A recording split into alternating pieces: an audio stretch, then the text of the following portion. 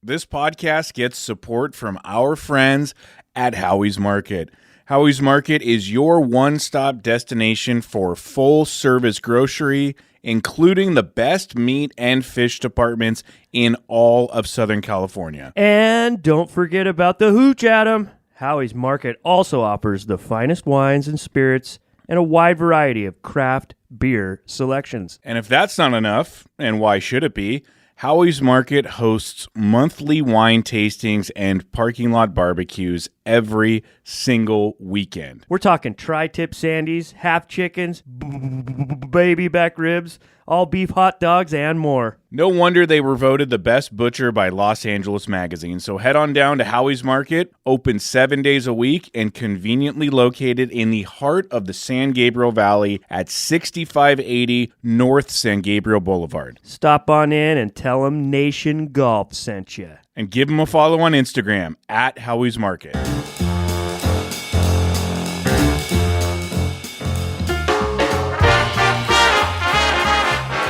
I got 4 words for you. I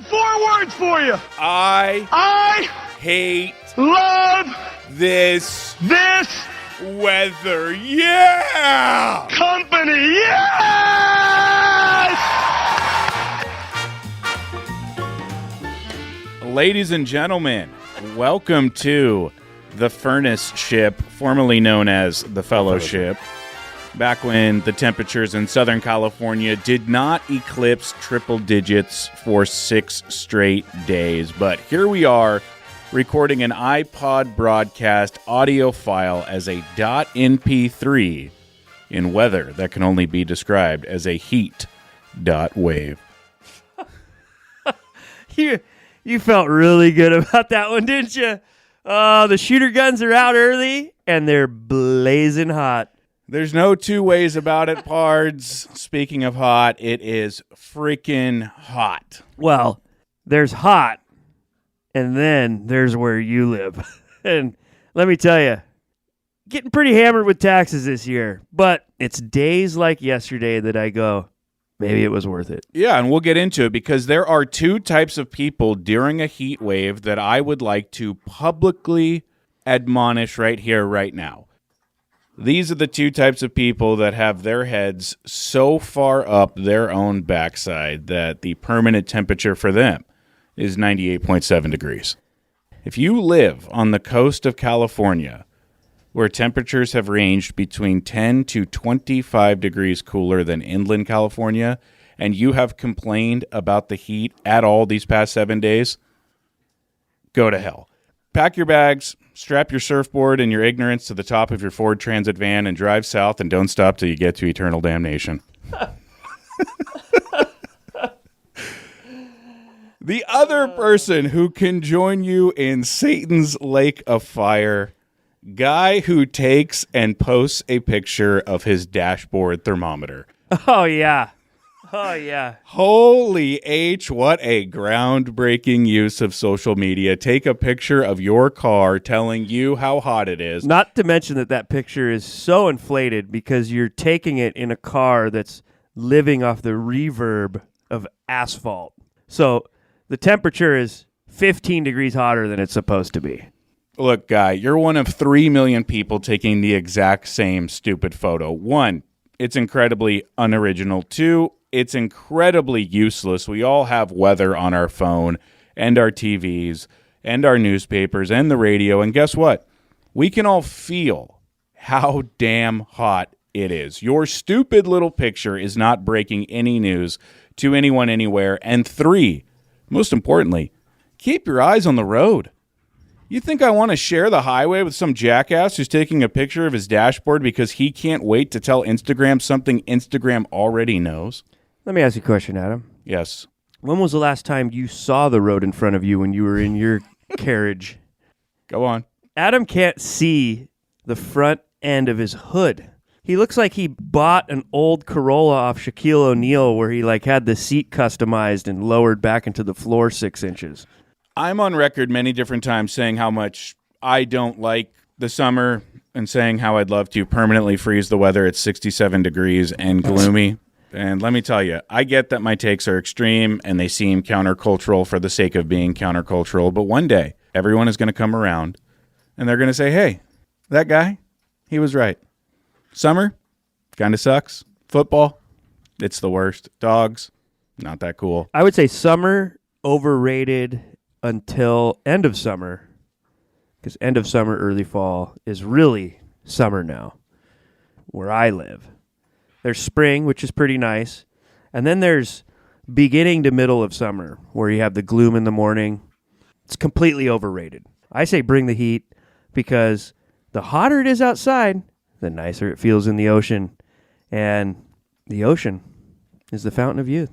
So anyway, to the listener who might hate me because of my extreme takes, my counterculturalism, my negativity, my lack of making weekends fun for my children, I do ask that you separate me from my family, specifically my wife, and pour one out for her. My wife came down with a nasty fever. What a horrible time to have a raging fever in the middle of a record-breaking heat wave with no central air conditioning, 2 kids, and a working husband. Would you say it's fair to say that, generally speaking, she runs a little hot being married to you? I think she runs a little annoyed. Yeah. I can see what you're getting at. But here's the thing. I stepped up. I really did. I stayed home on Thursday, handled drop-off and pickup. Let me ask you this. Were you nice and in good spirits throughout all of these processes, or were you kind of like stressing, annoyed, and being a little grumpy? Be honest. How was the drop-off? Was everything smooth with the kids, or were you kind of drill sergeanting? No, I relish those opportunities, honestly. Because you don't look like a Ned Flanders to me. I'm somewhere in between Ned and Homer. Okay. Nice, but dumb. And I love my kids. You're not going to convince the listeners that I don't. Now, Steak? Steak? I never said you don't love your kids. Anyway. By the way, I had steak 2 nights in a row. Steak? Steak? Money's too tight for steak. Money's too tight for steak. Steak? Steak? Sure, steak. Sure, steak. Beyond the pickup and drop-off, I took my kids to dinner so she could have the house to herself. I produced every single meal, whether buying it or making it, since Thursday. I'm sure it was a culinary experience with you at the helm. What's wrong with dino nuggets and cucumbers? Yeah. After this great run of 4 days of being an excellent dad to a wife who had tested positive for COVID during a heat wave, do you know what my wife said to me at dinner last night? I'll paraphrase. She said something along the lines of, I wish I was sick all the time. Wow. So you would be this kind of dad all the time. Wow. And there it is, folks. In the process of patting himself on the back. He gets punched in the face. Yeah. With a revelation of a little window into the soul of his personal journey in a thing we like to call fatherhood. She did say thank you, though. She appreciated it, and I appreciated doing it. It's nice to be in someone else's shoes for a little while and to really appreciate what they've got going on. Speaking of shoes, I'm wearing open-toed footwear on account of the heat. Mm-hmm. Your dog is licking my toes while I'm trying to do this. I think there's lots of sweat capillaries in there. She's trying to cool down. Oh, my gosh. Anyway, I spent an absurd amount of time indoors this past week and weekend, just blasting fans and watching the TV on volume 98 so we could hear over the fans. Did you have fun? I was passing the time. What do you do when it's hot? What are you supposed to do? Get in the water. Is there not a pool in Fullerton? You guys don't have pools out there? There's a pool. Where? It's by the DMV. It's called the Janet Evans Swim Complex. Well, that sounds nice. It's named after some Olympian. Okay. Who I think started her swimming journey in Fullerton. I'm not sure. I'm more familiar with the story of Leo Fender, who invented the electric guitar in Fullerton. I think Rickenbacker invented the electric guitar. You're dead ass wrong. I'm not. We've been over this. If your kids ever want to have fun on the weekend, send them over to my place, pal. No, we live super close, you and I. It's as convenient as you want to make everyone believe. Well, it what is. we did figure out is it's not 50 miles. It's 38. Anyway, I spent an absurd amount of time indoors. When it comes to television and movies, which I watched a lot of over the weekend, because this weekend had a lockdown feel to it. A lockdown feel in the sense that you couldn't go anywhere or do anything. It was just too damn hot.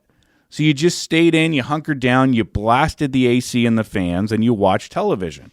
When it comes to TV and movies, I love to watch things that I have already seen because I know that I like it.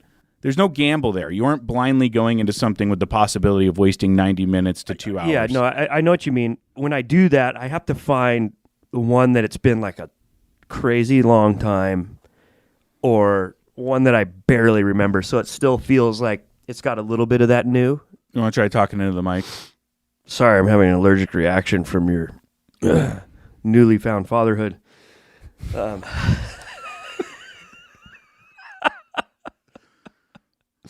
You know what I mean, though? I got to find something that's like that I didn't recently watch or whatever. Unless it's Dune 2, I could watch that anytime. Especially if you need to fall asleep. Dune 2, great movie. Good one, dude. So I like to watch things I've already seen. My wife cannot stand to watch something she's already seen before.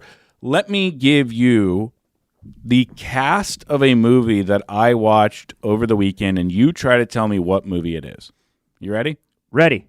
Danny Glover, Tony Danza, Christopher Lloyd, Joseph Gordon-Levitt, Adrian Brody, Matthew McConaughey, Dermot Mulroney. It's definitely a Western of some type, but I can't remember the name. It does take place in the West. Yeah.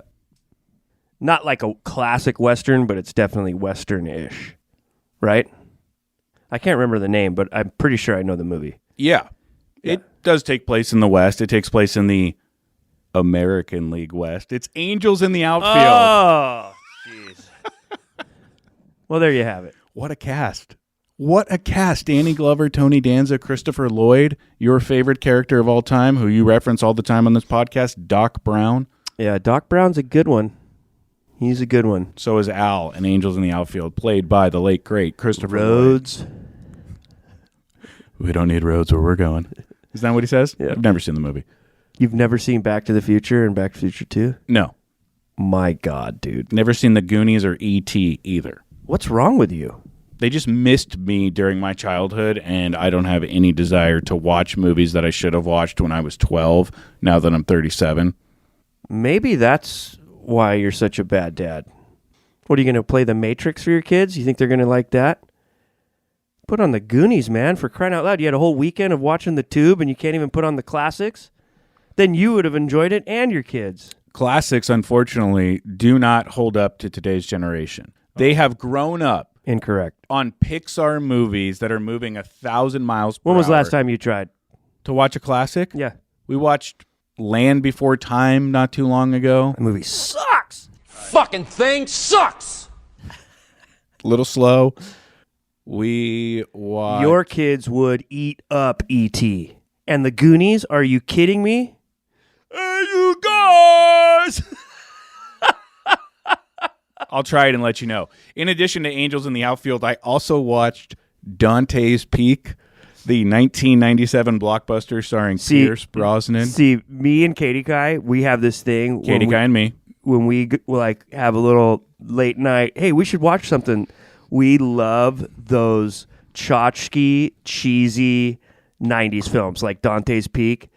I prefer a movie that leans more on the acting and storytelling to make you believe how bad the special effects are, rather than ones that have such great special effects that everything else is kind of negated. Dante's Peak, even when they're rowing the boat through the fire, water and shit, you know, you're like, this is so cheesy, but I'm in. I'm all in. Give me the Hollywood magic. I'm buying in. If someone says it's cheesy, I'll argue with them. Be like, no, it's really like that. What'd you get in science class? Dante's Peak, 1997, loosely based on the eruption of Mount St. Helens. And that fucking truck. Oh, yeah. Was that an F-250? It was something like that. It was a Ford F something. It was an F something. They sold a lot that year because of that movie. I guarantee it. Beyond watching Angels in the Outfield and Dante's Peak, I watched the last 2 episodes of Breaking Bad just because. I've seen that series twice. Pretty special episodes, to be honest. Yep. You think Heisenberg? No. You think he? Oh, yeah. We should have issued a spoiler alert before that. Ooh. If you are just now getting into that, I don't know what to tell you, dude. Yeah, statute of limitations. Come on. I watched 2 full Radiohead concerts. What? I watched them below deck. And I watched a new movie called Drive Away Dolls, which is really good, but it was directed by Ethan Coen. And I was wondering, is that the same Ethan Coen from the Coen brothers? And yes, it is. Same Ethan. The Coen brothers are my favorite filmmakers ever, and I have never seen them do anything without each other. And what do you know? After a little bit of research, I find out they split up a couple of years ago. These are the guys that did The Big Lebowski, No Country for Old Men, Oh Brother, Where Art Thou, Raising Arizona, Fargo, the list goes on. I can't believe that they broke up, but Ethan's new movie is really good, and it's streaming for free on Amazon Prime. Highly recommend. And while I was on Amazon Prime, I also watched a documentary on the Blue Angels. I've looked at that on the screen, like when you're shuffling through shit a few times, and I was like, what could this be about? It's so good. If you want to see F-18 Super Hornets just flying around at 1,000 miles per hour for 2 straight hours with GoPro cams and drone footage like you've never seen before. What a waste of taxpayer money. It's debatable. No. Do those planes even have guns on them? Do those guys ever see combat? Those are the American gladiators of the American military. It's a team of 6. They rotate in and out every 2 years. You only stay in the Blue Angels for 2 years, and then it's a new team. And it's because of what you said. You got to get back to the real deal. But the entire point of the Blue Angels is to get kids stoked on the military so they sign up when they're 18. Yes. Originally, the guy that founded it said, I never want people to forget about Navy planes. Everyone thinks about Navy ships. I don't want people to forget about Navy planes. And why the fuck should we care? Just keep the coastline protected, bud. Blue Angels, the whole ideology of having our government military have a show division, that seems fucking ridiculous to me. You know what's crazy is if you really subscribe to that take that it is ridiculous to have this kind of circus division for marketing purposes, it's even crazier when you think these 6 enlisted military personnel are quite literally 12 inches away from certain death every single time they fly those planes. They are gambling with their lives for this show. And you should watch it just to see how close these planes get to each other. That's been common knowledge since the 80s. But, yeah, I'll watch it. You should play in the Waterbury Open tomorrow. Hey, yeah, maybe I'll see you there. Hey, you should play in the Waterbury Open tomorrow. Yeah. Yeah, all right, I'll see you guys there.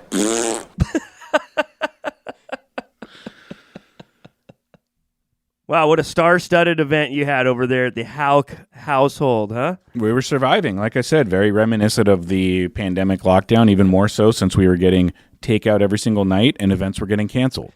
One of our neighboring, I wouldn't even say neighboring, but the next city over, we have this joke in our group of friends that everything past San Juan is Mission Viejo. Yeah. Did you go camping up north this weekend? Yeah, I was like, I've never been camping in Mission Viejo. We call everything inland Mission Viejo. That being said, Mission Viejo in comparison to Dana Point, because I live on the border, San Juan and Dana Point, is 15, 20 degrees hotter. And it's close. Bird's eye, it's close. Once you lose the ocean breeze, it jumps up. Fucking Fullerton. That was Death Valley this weekend. What was the actual hottest temperature recorded this weekend at your house? 105. It wasn't that much harder than here. So that means that this heat wave was a blob that engulfed all of it. Sure, You but know. if it is 10 to 15 degrees cooler, I get that 85, 90 isn't that comfortable, but when you're getting an ocean breeze and access to the ocean and it is 10 to 15 degrees cooler, you guys were living in a different world these past 72 hours. Well, yeah, because we got up early, packed up the cooler, went down to the old beach, got there early so we got a spot, read the tide charts, knew exactly how far the water was going to come up, planted our umbrellas right on the water's edge, and every time you got hot, you set your beer down and waddle like a penguin to the ocean and just flop in like a injured seal, cool off, come back under the umbrella, dripping wet, never towel off. That's the first mistake you make. And then you sit down and you ride that out till you get hot again, and it's just rinse and repeat. Tell you what, pretty nice, Hawk. You sound like one of those celebrities at the beginning of the pandemic who said, we're all in this together, from their 12,000 square foot home with a pool in the backyard, talking to people that live in studio apartments and can't leave. Let me ask you a couple questions and just answer them yes or no. Okay. Or shortly or briefly. How far do you live from the beach? I live a little over a mile from one of the beaches. But yesterday we made the trip up into the heart of Laguna Beach. It was multiple miles away. And, I normally fly first class, but this time I flew business class plus. And so, we braved the parking scene in Laguna. And, Unbelievable. And hiked down the old trail, and the juice was worth the squeeze. Put in a little extra effort this time, Tough squeeze for you, I'm sure. Yeah. So thanks for telling me how far you live from the beach. Next question, did your wife have 104-degree fever this week? No. Okay. No, she didn't. Case closed? Yep. And that's it. Thank you for discussing your circumstances with me. Now, I did ask you late last night a question that I've asked you every week that typically goes unanswered, and that was, do you have any topics for the podcast? And to my surprise, you hit me back. Your first response was... I knew this was going to come up. Taxes, voting, debate, war, mainstream media. Did you not chuckle when that came through? Let's be honest. Did you laugh at all? Smile. Tell me you smiled when that came through. Yeah, You did. sure. I'm sorry. Did I bum you out? When I asked you for real topics, you wrote back, weekends are too short, air conditioning, drinking beer fast, ocean is the secret. Why don't we start at the top? The weekends are too short. And before you get into your take on why the weekends are too short, when I read that out loud, I said under my breath, this guy's life is a weekend. So go ahead. Tell me how weekends are too short. When you're having fun, the end just creeps up behind you so fast. All of a sudden, it's Sunday afternoon and you're making family supper and you're like, I need one more of these days. Whoever made the 5-day work week, see you in hell, buddy. I'll be wearing slacks. Okay, so you have a bone to pick when you get to hell with Henry Ford. Let me know how that goes. Your next topic, air conditioning. We don't have real air conditioning. We have those window swamp coolers just in the bedrooms. They're more inefficient than an old beat-up Corolla that hasn't had a tune-up in a while and a Shaquille O'Neal front seat. Our electrical bill is through the roof. I think it's more than it would be if we had central air, but the problem with central air is you got to have $10,000 to get it. I'm blessed with the house that I have because I wouldn't be able to afford it with today's prices, so I know how lucky I am. That being said, it was built in 66, and it's not that it's big, it's just that the way it is, being a 2-story, it's not really efficient. Cooling it probably would be expensive, but man, when these heat waves come, and you try to reconcile the heat with people and they go, oh, yeah.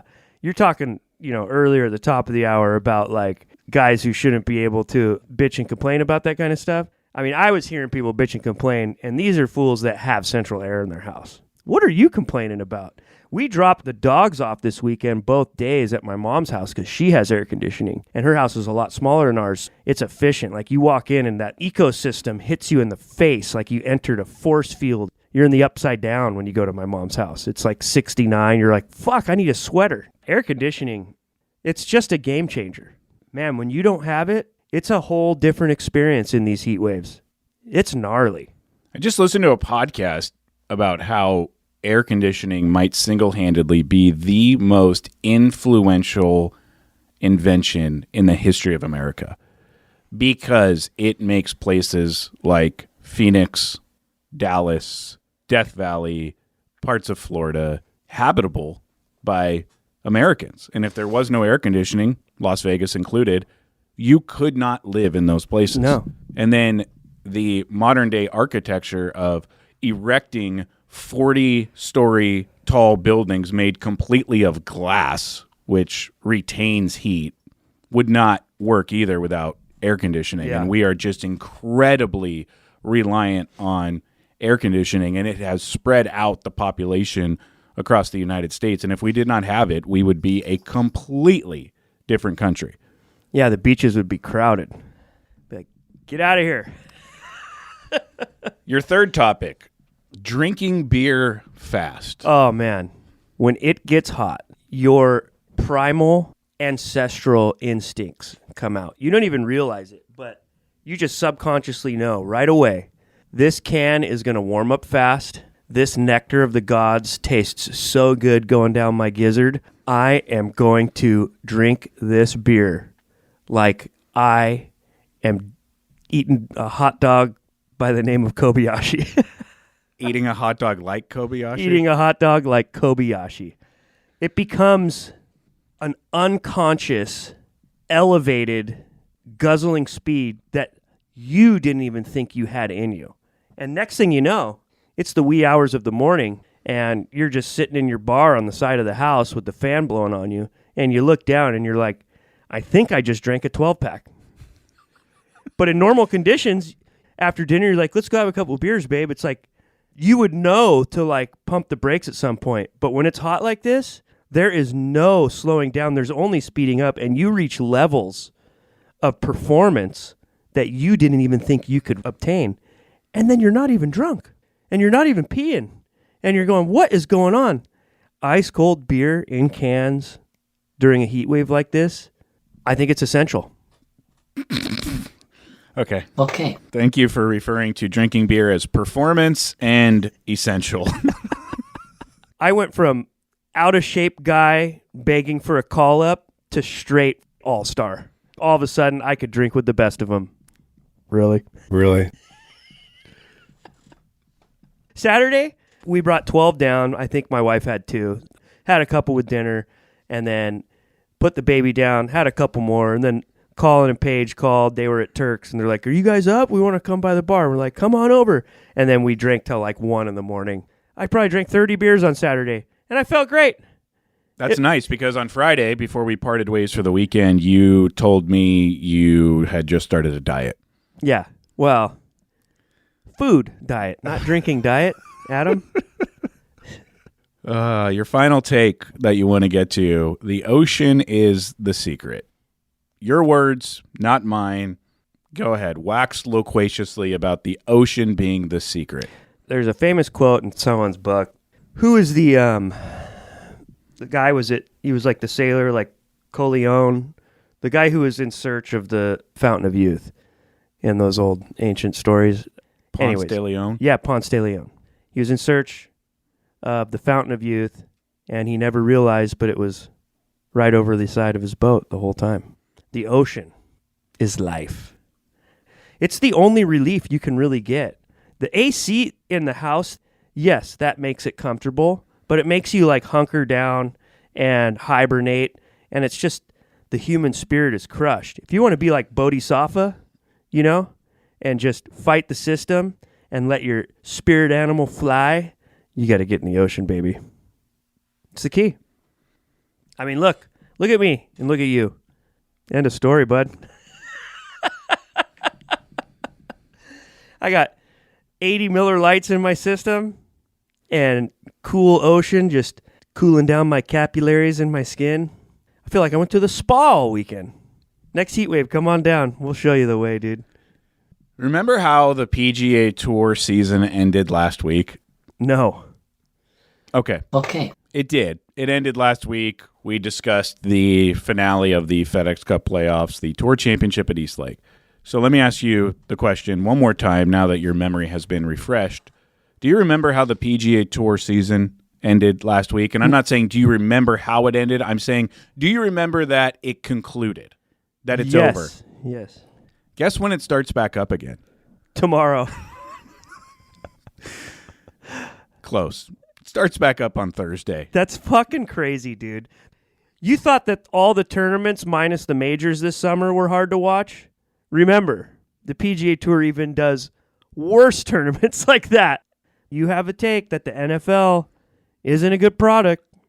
Other than the majors, which the PGA Tour does not control, their product is bad. Well, hang on, because you don't know about this product coming up on Thursday. The Barbasol? What is it called? This is the return of the illustrious and time-honored Pro Core Championship. Formerly the Fortinet Championship. Formerly the Safeway Open. Formerly the Fry's Electronics Open. This tournament has been around since 2007 and has changed sponsors 5 times. It's also going in the wrong direction. Last year, the purse was $7 million. This year, $6 million, which Whoa. is the lowest total purse at this event since 2014. After this week in Napa for the Pro Core Championship, it is off to Canada for the President's Cup, which should be, in my opinion, called the Prime Minister's Syrup Jug if it's being played in Canada. That's very true. And after that, golf every single weekend until the end of August 2025. Welcome back, golf. It's like you never left. Your New Year's resolution, one of them, discussed earlier on the podcast, earlier this year on the podcast, was to get spiritually closer to God. Mm-hmm. You know what I have noticed? Yeah. You don't go to church anymore. That's not true. Really? Really? Really? Really? You think church is the only place that has God?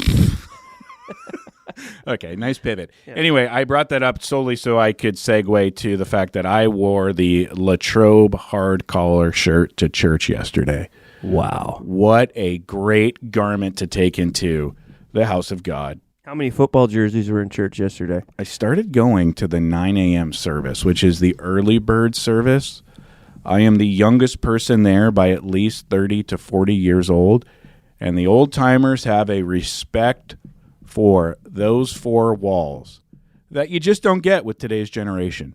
No hats, no football jerseys, just you and the Lord, and you love to see it. 9 a.m. guy now. That's me. I think ours has 8:30, 10, and 11 or something like that. There's 3 services, but we used to go to the early one because it was easier to just get Palmer going, go to it, and then we would go to like brunch or lunch with friends right after. But then she started having swim class on Sundays at 9:15, and so we started going to the 11 service. And although it feels like the day's gone, I actually like the 11 service too, though. But you didn't answer my question. How many football jerseys did you see in church? None, because I was at the 9. Oh, you were with the Blue Hairs. With the blue hairs. They were trying to get their service in so they could head over to that pool you were talking about, I'm sure. I think their pool is a walk-in tub with some handrails. As we get out, why don't we burn this whole thing to the ground? How excited are you for tomorrow's primetime debate? Rye's having some people over. We're going to get the guys together like it's a UFC fight.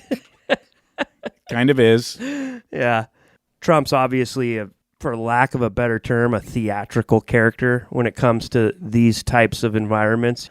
And you have seen it over and over again. Kamala's a horrible public speaker. Talking about the significance of the passage of time, right? The significance of the passage of time. So when you think about it, there is great significance to the passage of time, and there is such great significance to the passage of time. I think it's probably more than likely going to be a shit show, which is why it'll be fun to watch. Are you going to watch? I don't know. It's pretty interesting. It's an incredible time to be a human right now. You could live in Las Vegas under the air conditioning if you want. You can succeed at things if you put in the work and you have a good idea. Pretty awesome. For the most part, there isn't a lot of war. There's some very unfortunate parts of the world, for sure. But generally speaking, and looking at the overall population, pretty nice time to be a human right now as far as history is concerned. That being said, those are our 2 options to run this country.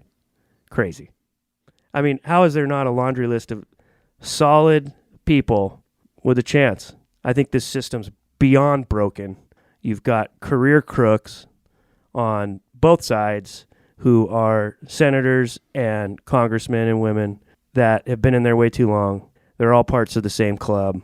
And this is such a joke at this point. I try not to pay attention because it's, quite frankly, it's maddening. Do you know how upset Howie's Market would be if we tagged our overdue live mention of them into this part of the podcast right after we came out of politics? Howie's Market, the boutique grocery store that is open 7 days a week in the San Gabriel Valley that serves the best wine, liquor, beer, produce, meat, and seafood. I bet they would hate if we told everyone right now that they barbecue every single weekend out in front of their store in the heart of San Gabriel Valley, and that they are definitely worth the drive from wherever you're at. So because of that, I am not going to mention Howie's Market in San Gabriel Valley, our favorite grocery store and a proud sponsor of this podcast, for graciously supporting us and being a wonderful partner. I'm not going to do it right after we talked about politics. Yeah, I wouldn't either. We'll get to them next week. On that note, folks, I owe you some Matt Smith helping the Hawkster audio for the third consecutive week. I am out of time. So like Jimmy Kimmel bumping Matt Damon for year after year after year on his late night show, I will continue to bump my friend Matt Smith, but I will actually pay off that bit. If you'd like to leave a comment, go to youtube.com/@NationGolf. And again, thank you so much for listening to this podcast. We will talk to you next Monday. We'll see you 2 and 2. Do it in 2 and 2.